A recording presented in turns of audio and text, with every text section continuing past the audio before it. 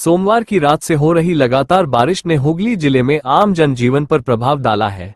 जिले के कई अंडरपास पूरी तरह जलमग्न हो गए हैं। वहीं निचले इलाकों में पानी लोगों के घरों तक घुस चुका है।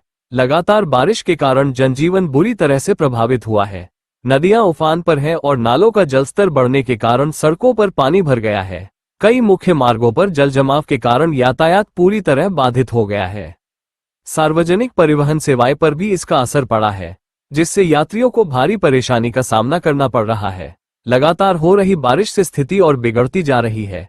मौसम विभाग ने अगले 24 घंटे तक भारी वर्षा की चेतावनी जारी की है।